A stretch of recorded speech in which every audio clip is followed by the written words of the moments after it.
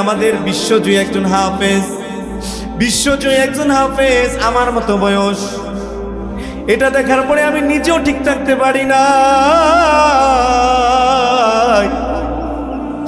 তিনটা দেশের মধ্যে যিনি চ্যাম্পিয়ন হয়েছেন, তিনটা দেশের মধ্যে চ্যাম্পিয়ন হয়েছে, যাকে বিশ্বজয়ী হাফেজ বলে, বাংলাদেশের পতাকা উজ্জ্বল করেছে হাফেজ সাইফুর রহমান ত্বকী ভাই।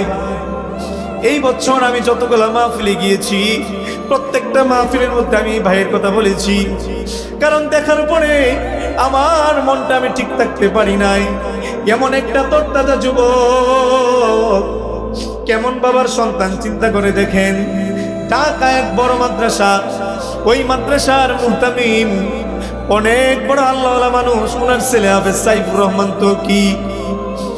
এত সুন্দর, এত সুন্দর চেহারা, এত সুন্দর নুরানি চেহারা, 30 পারা কোরআন বুকের মধ্যে, 30 পারা কোরআন বুকের মধ্যে নিয়া সামান্য একটা মশার কামড়ে ডেঙ্গু জ্বরে আক্রান্ত হয়ে সাইফুর রহমান ত্বকী ভাই দুনিয়ার মধ্যে থাকতে পারে নাই।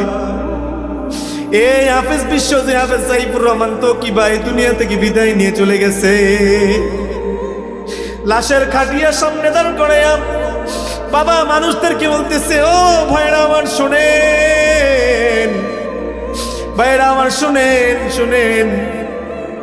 তার চোখের মধ্যে কোনো পানি নাই, বলে আমার এই ছেলে 3টা দেশের মধ্যে চ্যাম্পিয়ন হয়েছে, আজকে আমার মনের মধ্যে কোনো কষ্ট নাই, কারণ আমি আমার ছেলেকে জান্নাতের পোশাক পরাইয়া, নতুন বউ যেভাবে সাজায়া বাড়িতে আনে, আমি আমার সন্তানকে সেভাবে সাজায়া আপনাদের সামনে এনেছি।